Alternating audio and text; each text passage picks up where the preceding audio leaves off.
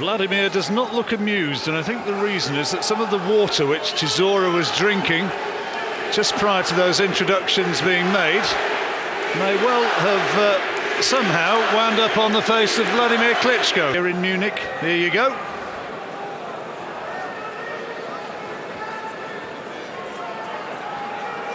Well, right up to the start of this fight, Chisora is just seen to be trying to pull every conceivable stroke to get under the skin of the Klitschkos.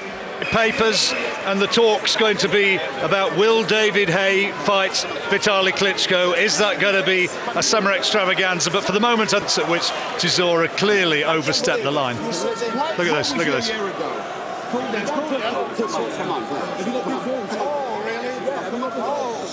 Come on, no. That's enough. Right, enough is enough. Yeah, thank you. This guy's We heard the voice of Frank Warren there, getting stuck in. Yep. And good to see that somebody's saying, come on, back off, this is stupid.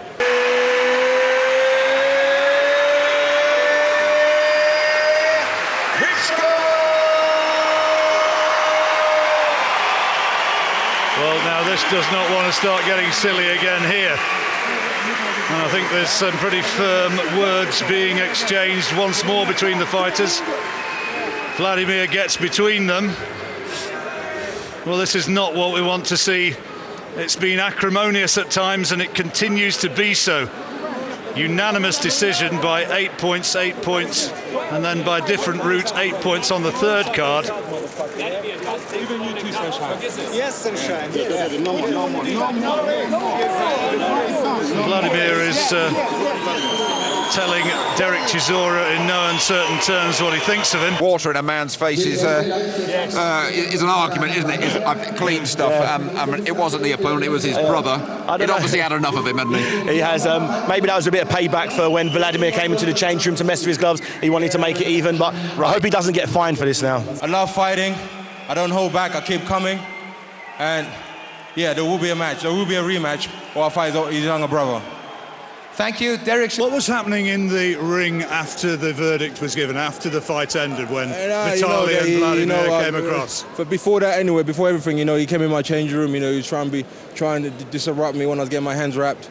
He was like, "Oh, we don't do that in German." But you know what? We don't really care anyway.